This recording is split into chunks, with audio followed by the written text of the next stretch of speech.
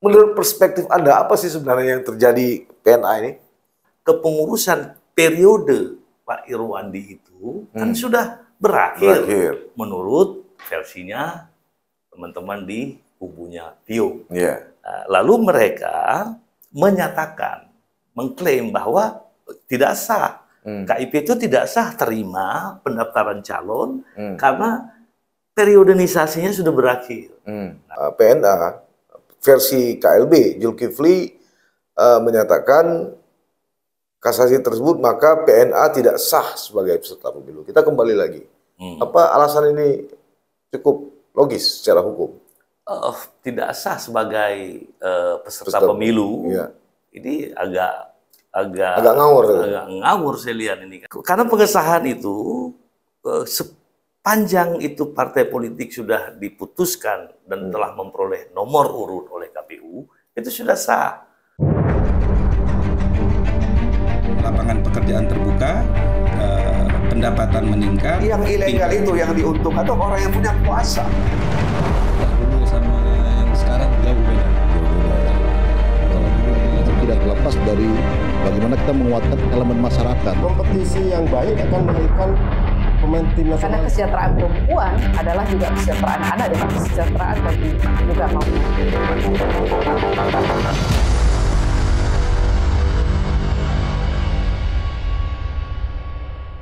Assalamualaikum warahmatullahi wabarakatuh. Sahabat, sisi lain, kembali kita bertemu membahas persoalan sosial, budaya, politik, dan ekonomi Aceh secara lugas, tajam, dan terpercaya. Malam ini, atau pada episode ini, saya bersama narasumber akan membahas mengenai nasib PNA Pilu menjelang pemilu 2024. Sahabat, sisi lain, Mahkamah Agung akhirnya menolak kasasi Kementerian Hukum dan Hak Asasi Manusia Kemenkumham Aceh terkait dengan kepengurusan Dewan Pimpinan Pusat Partai Nanggro Aceh atau PNA Kubu Irwandi. Singkat kata, kuasa hukum dari PNA Kubu Samsul Bahri atau Tiong meminta agar PNA tidak bisa ikut dalam kontestasi pemilu atau pileg pada 2024 mendatang. Di sisi lain, kuasa hukum PNA yaitu Haspian Ritonga menyatakan bahwa partai PNA masih tetap sah dan Irwandi masih tetap sebagai ketua DPP PNA versi Irwandi Yusuf tentunya. Nah, sebagai gambaran bahwa PNA memang terpecah dua kubu. Satu kubu Kongres Luar Biasa yang dipimpin oleh Tiong, satu lagi kubu Irwandi Yusuf. Tapi lepas dari konflik internal mereka, malam ini saya mengundang seorang narasumber untuk membahas dari sisi hukum. Beliau sangat berpengalaman, selain berlatar belakang sarjana hukum, beliau juga punya latar belakang sebagai ketua komisioner KIP, mulai dari KIP Loksmawe, Aceh, hingga hari ini memimpin salah satu lembaga swadaya masyarakat yang bergerak pada pemantau demokrasi. Beliau adalah, sudah kita kenal semua, Ridwan Hadi, sarjana hukum, master hukum. Beliau mantan ketua komisioner KIP Aceh pada tahun 2008 hingga 2013. Pada tahun 2013 sampai 2018 beliau adalah ketua komisioner KIP Aceh. Dan hari ini presidium Jaringan Demokrasi Indonesia serta advokat. Saya kira saya tidak salah untuk memilih seorang narasumber. Pak Ridwan, saya panggil Pak Ridwan aja nih. Ada latar belakang hukum, kemudian punya pengalaman di 2 periode memimpin komisioner. Kemudian Anda juga hari ini bergerak pada Jaringan Demokrasi Indonesia, artinya sebuah lembaga swadaya masyarakat yang memantau proses demokrasi khususnya pileg. Saya langsung aja nih, jujur saya tidak begitu paham nih soal ini. Menurut perspektif Anda, apa sih sebenarnya yang terjadi PNA ini? Iya, sebenarnya ini apakah mau diangkat sebagai sengketa partai politik? Menurut saya kan ini sudah dilakukan. Ada gugatan tentang keabsahan dari kepengurusan Partai Nanggro Aceh. Ya, yang harus kita lihat, ya,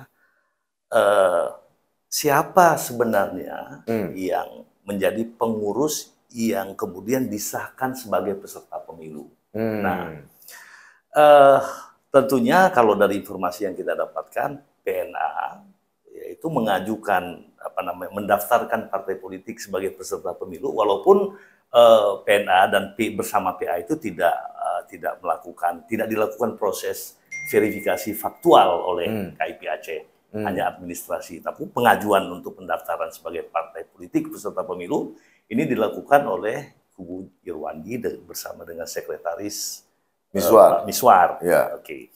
Lalu kemudian apakah sah pendaftaran ini? Tentunya ketika Kementerian Hukum dan HAM menyatakan ini partai politik, lalu kemudian KIP menyatakan mengesahkan partai politik ini menjadi peserta pemilu dengan persyaratan tertentu. Oleh karena itu maka yang diakui oleh Kementerian Hukum dan HAM dan diakui oleh KIP Aceh itu adalah partai politik pada saat itu ya, yang berada di kubu Pak Irwandi. Kita pakai istilah kubu lah, bahasa politik seperti itu.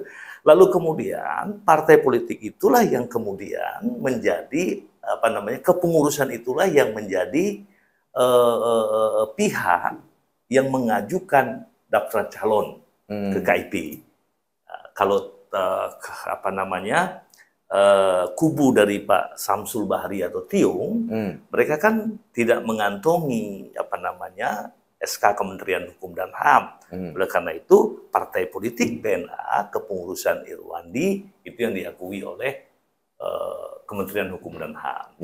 Ya, persoalan hari ini yang kita dapatkan informasi bahwa kepengurusan periode Pak Irwandi itu kan sudah berakhir menurut versinya teman-teman di kubunya Tiung. Lalu mereka menyatakan, mengklaim bahwa tidak sah. KIP itu tidak sah terima pendaftaran calon karena periodenisasinya sudah berakhir. Nah, memang secara aturan itu begitu? Nah itu, mari kita coba lihat. Secara aturan, secara hukum, PNA itu adalah peserta pemilu. Lalu kedua, persoalan siapa yang berhak menandatangani pencalonan itu. Ya, tentu sesuai dengan PKPU 10 2013, teman-teman KIP kan pedomannya itu yang disampaikan ketika itu. Mana kepengurusan atau partai politik yang diakui oleh Kementerian Hukum dan HAM. Dan mereka memutuskan bahwa pencalonan daftar calon itu sesuai dengan PKPU 10 itu dilakukan oleh Pak Irwandi bersama dengan Miswar. Nah, dan ini clear, artinya apakah sah pendaftaran calon itu dilakukan? Tentunya kita tidak boleh katakan sah, siapapun tidak boleh katakan. Lembaga yang berwenang mengatakan sah pencalonan dilakukan kemudian mereka keluarkan DCS adalah KIP. Nah, kalau ada keberatan terhadap keputusan KIP tentang pengesahan daftar calon tersebut, ya, kalau ada yang keberatan, maka sesungguhnya ini adalah merupakan sengketa proses pemilu, sebagaimana diatur di dalam pasal 466 Undang-Undang 7 tahun 2017 dan 469. Nah, sengketa proses pemilu itu adalah sengketa proses antara partai politik peserta pemilu atau anggota atau calon legislatif peserta pemilu dengan penyelenggara. KIP, dengan penyelenggara pemilunya, dengan KIP Aceh, kita di Aceh. Apa yang disengketakan terkait hal misalnya banyak sengketa, ada sengketa administrasi, tapi khusus untuk ini daftar calon sementara, pendaftaran calon, keputusan KIP Aceh tentang pengesahan partai politik, pengesahan calon itu sengketa proses, ya, yang kemudian tidak bersifat final dan mengikat. Putusan Bawaslu. Siapa yang berwenang itu sesuai 466 itu adalah Bawaslu. Masing-masing tingkatan. Kalau di sini tentu Bawaslu Aceh. Siapa yang berhak mengajukan keberatan, menggugat istilahnya menggugat sengketa proses itu? Ya peserta pemilunya, karena atas keputusan KIP Aceh misalnya nih untuk pengesahan partai atau mengatakan bahwa daftar calon yang dikeluarkan oleh KIP itu, yang diterima KIP itu tidak sah. Tapi ini kan ada dua kubu. Iya, ada dua kubu. Nah, kalau Tiung ini kan kubunya Tiung akan mengajukan keberatan atas keputusan KIP Aceh. Legalnya apa? Legal standingnya apa kubu? Ya, Tiung. kubu Tiong Kan dia nggak ada SK. dia peserta pemilu. Ya, ini persoalan. Tiong merasa peserta pemilu tidak, walaupun dari partai lain. Iya. Boleh partai, katakanlah partai Golkar mengajukan gugatan atas keputusan KIP. Nah, tidak mesti ya orang PNA. Boleh partai, yang tidak boleh masyarakat. Kami ini misalnya tidak boleh kita.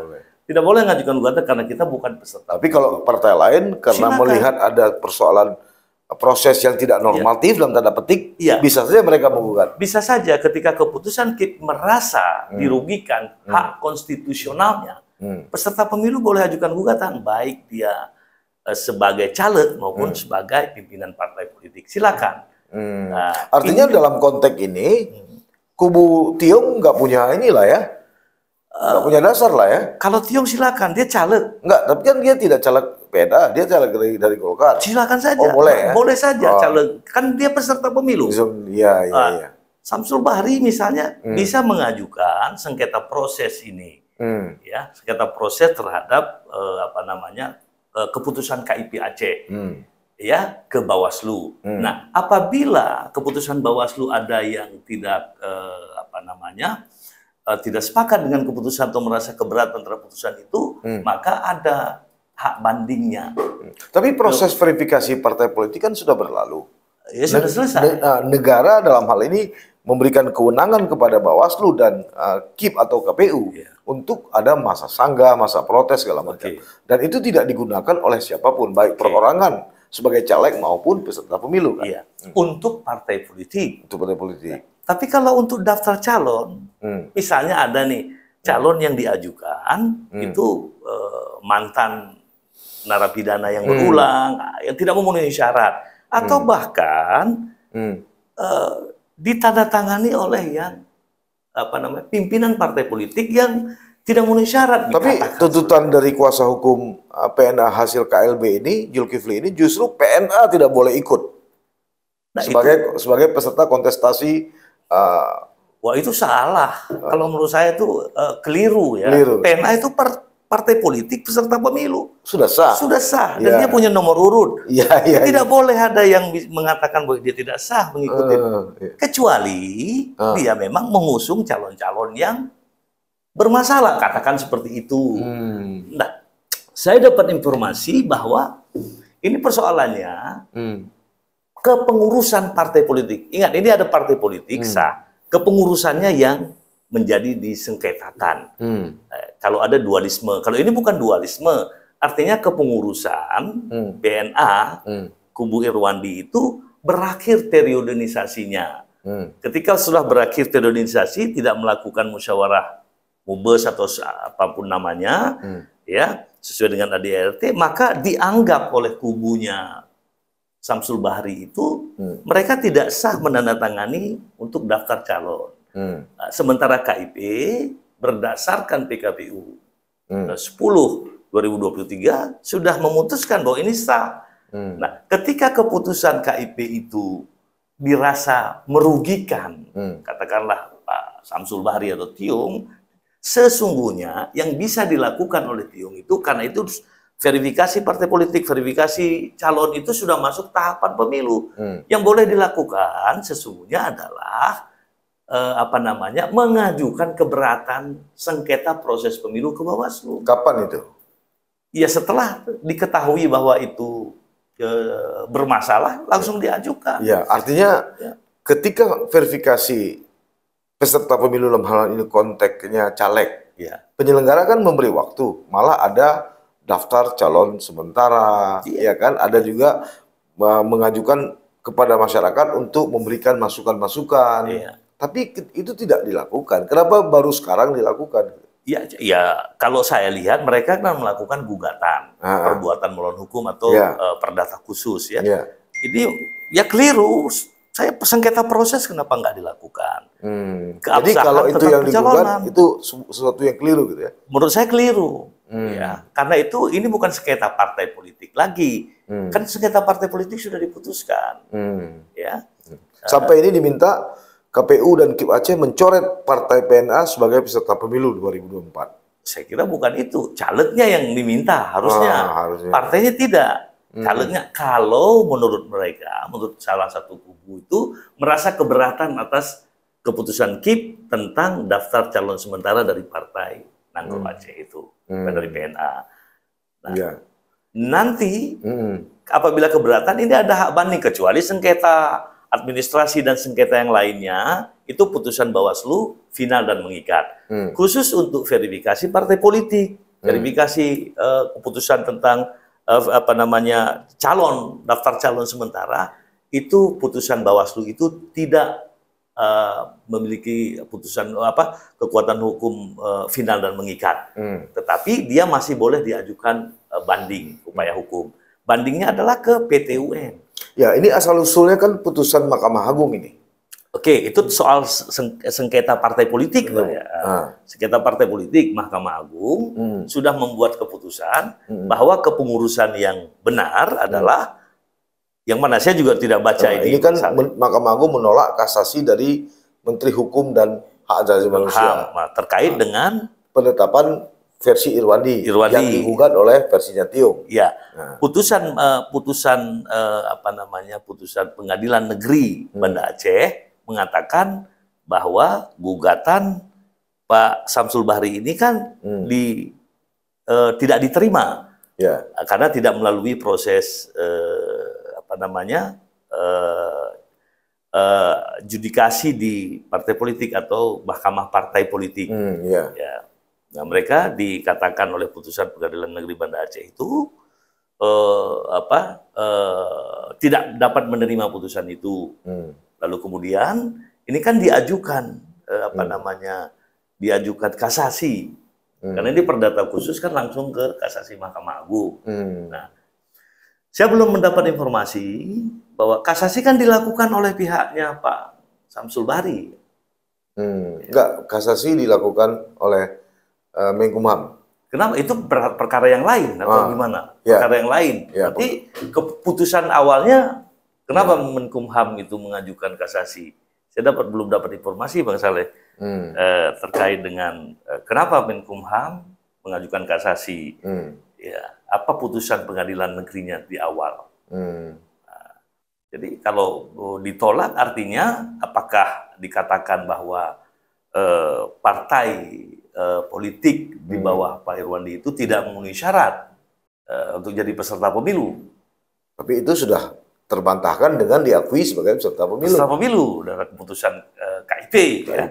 Nah, kita coba lihat dulu lah. Ini ada kesimpang siuran informasi terkait hukum. Ada beberapa ini. Bahkan saya kan pernah menjadi saksi ahli saat kubunya Pak Irwandi itu mengajukan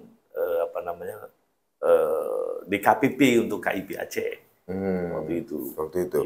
Ya, ini kembali lagi dasarnya mereka berdasarkan putusan kasasi dari Mahkamah Agung, sehingga kuasa hukum PNA versi KLB Zulkifli menyatakan kasasi tersebut maka PNA tidak sah sebagai peserta pemilu. Kita kembali lagi. Apa alasan ini cukup logis secara hukum? Tidak sah sebagai peserta pemilu. Ya. Ini agak ngawur. Agak ngawur saya lihat ini kan. Bukan ngawur bagaimana ya? Sama seperti putusan terkait dengan pembatalan kemarin itu ada kasus nasional ya. Itu juga sedikit ngawur ya. Tetapi ini karena pengesahan itu sepanjang itu partai politik sudah diputuskan dan telah memperoleh nomor urut oleh KPU, itu sudah sah. Nah, yang mengatakan nanti tidak sah itu adalah KPU atau KIP Aceh kalau partai lokal. Tapi hari ini saya lihat partai lokal juga ditetapkan nomor urutnya oleh KPU. Nah, paling ideal putusan Mahkamah Agung misalnya mau membatalkan, memerintahkan KPU untuk membatalkan partai politik tersebut, misalnya partai apa, sebagai peserta pemilu. Jadi tidak bisa dalam konteks sebagai jaringan jaringan demokrasi Indonesia. Tadi terlepas dengan perdebatan hukum yang memang hari ini juga masih kabur-kabur ini, setengah-setengah kayaknya nih kan, kayaknya terkesan hanya sekedar bluffing aja nih, blam gitu kan, untuk buat heboh aja gitu kan. Menurut Pak Ridwan ini kira-kira apa sih target di balik ini? ribut-ribut seperti ini terus? Wah, ini udah perspektif politik ya. Perspektif politik ya. Saya kira itu kan dimulai sejak Bang Irwandi dinyatakan bersalah, dia mereka memperoleh hukuman. Lalu kemudian ada Kongres luar biasa. Ya, ada kongres luar biasa yang dilakukan untuk ya kita tidak tahu mungkin mau menyelamatkan partai PNA atau mau merebut kekuasaan partai ya. Namun setelah dilakukan itu semua ternyata hasil kongres luar biasa ini kan tidak disahkan oleh Kementerian Hukum dan HAM. Tetap Kementerian Hukum dan HAM itu mengesahkan kepengurusan Irwandi Yusuf sebagai pengurus PNA yang sah. Nah, saya kira di situ di awal itu apakah semangatnya menyelamatkan partai politik atau ingin menguasai menjadi berkuasa di partai politik, jadi ketua dan sebagainya. Lalu ini berlanjut sampai sekarang. Ya, terbukti hari ini Bang Samsul juga tidak maju sebagai caleg PNA. Maju sebagai caleg partai yang lain ya. Ini apakah karena beliau belum tidak mampu saat itu untuk merebut kekuasaan di PNA atau memang tidak mampu menyelamatkan PNA? Saya pikir PNA sedang masih baik-baik saja lah. Jadi agak sedikit aneh juga ya, merebut dalam tanda petik, tapi kok tidak ikut gitu ya. Satu kalau tidak ikut agak aneh gitu. Ya, atau mungkin ada konstituen PNA yang ingin direbut untuk partai yang lain untuk tentunya memperoleh kursi ya di DPR. Itu kemungkinan itu ini perspektif politik ya, Bang Saleh. Saya kira ini apapun bisa terjadi. Tetapi yang jelas KPU, KIP Aceh dan KPU itu sudah menetapkan bahwa partai PNA telah memiliki calon legislatif di hampir seluruh kabupaten kota ya, atau seluruh, saya juga tidak monitor ya, di DPRA, di DPRK. Pengalaman Pak Wan sebagai ketua komisioner KIP Loksmawe kemudian KIP Aceh, sesuatu di peserta pemilu itu baik partai nasional maupun partai lokal diputuskan, tahapan yang dilakukan KIP itu memang sangat teliti dan hati-hati. Tentu ya harus benar-benar teliti ya. Ada verifikasi administrasi di awal. Lulus verifikasi administrasi, kemudian dilakukan verifikasi faktual. Ya, jika dibutuhkan semuanya diperiksa secara fakta. Ya, termasuk pengurusannya. Jadi Pak Wan yakin ya keputusan KIP Aceh periode yang lalu mengenai eksistensi PNA ini sudah melalui tahapan yang benar, kan? Sudah melalui tahapan benar menurut saya, sudah sah, ya. Sehingga mereka berani memutuskan sebagai peserta pemilu. Ya. Kemudian dilaporkan ke KPU pusat bersama-sama partai nasional dan lokal lainnya melakukan pencabutan nomor urut. Iya, tidak hanya itu, keputusan sebelum diambil keputusan, semua tahapan verifikasi itu kan di bawah pengawasan Bawaslu. Tidak hanya Bawaslu, termasuk di bawah pengawasan Jaringan Demokrasi Indonesia dan banyak lagi pemantau pemilu yang lain, pemerhati politik, Prudem situ semua. Prudem ada banyak sekali yang memantau, memang khusus memantau partai politik di Aceh. Ya buktinya ketika ada beberapa partai nasional terjadi kisruh, semua orang bereaksi gitu kan. Walaupun kesimpulannya kemudian ada keputusannya. Nah ini menyangkut kepengurusan. Ini saya juga tidak paham. Katakanlah tadi seperti Irwandi. Apakah dengan pergantian kepemimpinan lalu caleg itu menjadi tidak sah? Contoh beginilah, misalnya saya hari ini pimpinan partai politik. Di tengah jalan saya diganti oleh DPP misalnya. Apakah caleg yang sudah saya tanda tangani itu menjadi tidak sah? Saat ditandatangani masih sebagai ketua partai politik, detik kedua ini sah. Jadi itu hukum kan tidak berlaku surut. Tanggal 2 Pak Saleh sebagai pimpinan partai menandatangani dan saat itu memang masih tanggal 3 diganti, dia tidak perlu mengganti. Daftar calon itu tidak perlu diganti kecuali memang kebutuhan partai politik. Nah, tetapi kalau sudah DCT, tentu partai tidak bisa gonta-ganti lagi karena sudah keputusan. Ini masih kita bicara di internal. Kemudian seperti tadi lah, kalau misalnya dipermasalahkan posisi Irwandi yang tidak melakukan kongres misalnya. Itu secara hukumnya gimana? Caleg itu? Menurut saya, it's no problem. Kepengurusan itu adalah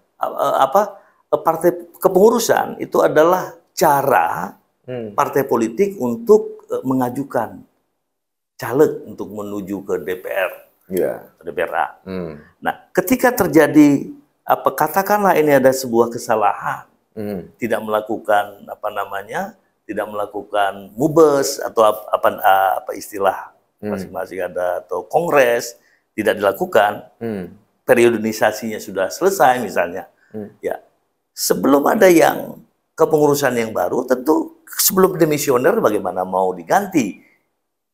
Jadi oleh karena itu maka itu sah, sah untuk bertindak untuk dan atas nama partai politik. Jadi saya pikir tidak ada persoalan. Nah ini kan hanya berlaku internal partai politik, kongres, ADART, di internal bagaimana cara teman partai ini untuk mengajukan keluar, eksternal, misalnya mengajukan calon legislatif, mendukung kepala daerah misalnya seperti itu. Jadi ini kan bagian internal yang memang bisa diajukan gugatan, memang silakan aja menempuh jalur hukum. Tetapi sebelum ada putusan hukum, apapun yang dilakukan oleh partai politik yang sudah disahkan oleh lembaga yang mengesahkan itu, yang berwenang mengesahkan itu, nggak ada masalah. Katakanlah ini kan ada isu bahwa periode Irwandi sudah berakhir, dia masih menandatangani pendaftaran calon. Sepanjang KPU sudah mengesahkan, selesai. Ya. Kecuali ya keberatan itu, ya silakan menempuh jalur hukum seperti itu. Ada jurnalisme pemahaman jurnalisme saya juga terusik ya, karena begini, hari ini kuasa hukum PNA versi KLB itu hanya mempublikasi bahwa nomor putusan Mahkamah Agung, nomornya, tanggalnya, tidak ada satu item pun isi dari putusan Mahkamah Agung itu yang diekspos. Artinya, rilis mereka ke media hanya pendapat dari kuasa hukum. Saya sebenarnya kepingin ini, secara jurnalisme kita mau ingin, apa sih sebenarnya perintah dari putusan Mahkamah Agung gitu. Ya, terkesan ada sesuatu yang disembunyikan gitu kan. Harusnya tidak disembunyikan, Bang. Ini harusnya tidak disembunyikan. Harusnya jangan. Kenapa? Karena memang seluruh putusan Mahkamah Agung kan bisa kita akses. SIPP, Sistem Informasi Perkara di Mahkamah Agung, kita bisa. Artinya maksud saya begini Pak Wan, seharusnya ya keinginan saya itu kuasa hukum dari DPP PNA hasil KLB ini dia menyebutkan bahwa dasar dia menyatakan ini adalah putusan Mahkamah Agung pada poin sekian yang menyatakan PNA belum. Kan? Ini kan tafsir yang dilakukan oleh saya ada kasus yang lain, saya baca modus juga nih Bang Saleh. Ada pernyataan dari pengacara PA misalnya bahwa kasus Martini, gugatan Martini sudah ditolak oleh Mahkamah Agung. Tapi Martini sampai sekarang masih jadi anggota DPRA. Saya coba melihat SIPP-nya. Bahkan saya dapatkan informasi misalnya ya belum ada putusannya. Kita khawatir ini juga begitu, belum ada putusannya. Katanya sudah ada tapi tidak ada. Tidak ada, mungkin ya. Tapi ini udah ada nomornya, nomor 317. Kan tanggal 9 Oktober 2023 sama Pak Saleh juga pernah merilis putusan Mahkamah Agung tentang penolakan perkaranya Martini kalau saya nggak salah. Itu versi dari mereka. Ada putusannya, nomor putusannya. Tapi kita nggak pernah tahu isinya. Kita nggak pernah tahu. Bahkan mereka mengatakan isinya menolak. Tapi bagaimana pertimbangan hukumnya kan kita perlu pelajari. Kenapa bisa di pengadilan negeri bisa menang, apa pertimbangannya, kemudian Mahkamah Agung misalnya ditolak, apa sih pertimbangannya, kan perlu menjadi pelajaran hukum lah buat kami jaringan demokrasi. Kami juga jurnalis perlu itu sebenarnya. Jurnalis juga perlu itu, tapi kita nggak temukan itu. Nah makanya saya undang Pak Wan malam ini supaya publik juga paham ya. Saya juga bisa dapat banyak ilmu nih soal ini. Ya biasa aja Bang Saleh. Oke Pak Wan, saya kira Atau ada lagi yang ingin Pak Wan sampaikan supaya pemilu kita ini aman, damai, lancar? Ya, saya kira ini memang butuh distribusi informasi yang baik, ya, supaya tidak terjadi kesimpang siuran informasi. Jadi selevel Bang Saleh udah terusik informasi ini gimana sih yang benarnya ini? Saya lihat ini mengkhawatirkan. Nah, siapa sebenarnya yang harus melakukan mendistribusikan informasi yang pas?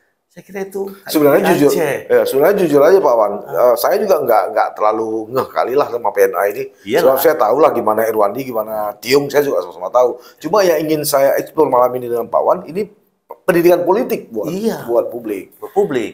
Nah, mestinya kalau internal PNA saya nggak peduli, memang udah kita tahu lah gimana, sama-sama tahu lah kita kan. Kita paham lah. Ya, nah tapi begini Bang Saleh, kalau memang bisa saya sebutkan, ya, disampaikan juga KIP mestinya lebih ini, ya lebih responsif, ya terkait hal-hal seperti ini. Dia sampaikan informasi, ya melalui media misalnya untuk mendistribusikan informasi kepada publik. Ini kan bukan keputusan perorangan, ini keputusan lembaga. Kepengurusan boleh berganti, tapi kan sistemnya. Saya setuju itu. Nah itu bukan tidak dilakukan, ya mungkin mereka masih dengan kegiatan lain, tapi ini penting. Maka saya mendengar ya, karena ini kan mantan KIP saya nih, saya mendengar bahwa media center KIP yang lalu ya, ini tidak begitu aktif dalam memberikan informasi-informasi pemilu. Katanya nggak ada dana, karena nggak ada disuplai oleh APBA katanya. Wah, kalau saya lihat, kan wartawan tidak perlu dibayar. Iya. Tempat seada. Yang penting strategi komunikasinya bagus. Komunikasi. Ya, saya dulu juga tidak punya anggaran besar. Anggaran saya setiap hari saya ngasih kopi untuk wartawan, selesai. Kita sediakan minum. Yang penting suplai informasinya. Iya, kalau tidak minum itu juga kita berikan. Di setiap hari kan ada makan minum malah. Wartawan nggak perlu makan, dikasih minum aja. Kira-kira begitu. Iya. Ya, hanya akses informasi, akses sarana untuk teman-teman wartawan. Itu yang paling penting gini, ya teman-teman saya rasa paham, lebih mengerti lagi di KIP ini, tapi tidak boleh informasi-informasi yang buat tanda tanya buat publik itu harus diselesaikan. Juga itu bagian dari kita menghadang informasi-informasi hoax. Saya kira dari 7 komisioner, 5 itu adalah mantan komisioner. Harusnya memang harus lebih inilah ya. Iya. Tapi saya lihat ada komisioner yang memang punya naluri hukum, naluri medianya juga baik ya. Cukup baiklah lembaga ini, tapi mari kita hanya mengingatkan saja. Saya kira ini tugas KIP untuk kedepannya harus lebih responsif lagi, ya supaya apa? Ini kan bisa, tetapi bisa membiarkan proses ini juga ini bisa merugikan partai politik yang lain misalnya, ya bisa merugikan partai politik yang lain, atau bahkan kan tidak boleh merugikan salah satu peserta pemilu, bisa merugikan caleg-caleg PNA misalnya. Kalau kita memang membiarkan informasi ini, simpang siur. Ya. Sementara proses sudah mulai jalan terus ya, dalam hitungan hari dan bulan ya, karena Februari sudah coblos. Jadi memang ya secara psikologi juga harus dijaga lah kawan-kawan PNA yang masih bertahan dan maju sebagai caleg dari PNA untuk kontestasi ke depan. Baik Pak Wan, terima kasih atas kehadirannya. Ini informasi Pak Wan, pembahasan Pak Wan sangat berharga. Saya juga sudah menambah pemahaman ilmu malam ini, sehingga keraguan, tanda tanya yang beberapa hari ini ada dalam benak saya menjadi terpahami. Sekali lagi, ini bukan persoalan soal Irwandi atau soal Tiung. Kita tidak ada urusan soal itu. Cuma ini adalah pendidikan politik, pendidikan hukum bagi warga negara, termasuk saya. Sekali lagi terima kasih, Pak Wan. Sama-sama. Sahabat, sisi lain itu tadi pembahasan. Saya bersama Pak Wan tidak mengambil kesimpulan, adalah yang berhak mengambil kesimpulan. Cuma kita berharap bahwa kasus-kasus semacam ini akan lebih cepat selesai, sehingga pelaksanaan pemilu atau pemilu legislatif di Februari 2024 di Aceh dapat berjalan dengan lancar. Caleg aman, nyaman, pemilu pun akan sukses. Sampai bertemu. Assalamualaikum warahmatullahi wabarakatuh. Waalaikumsalam. Ya.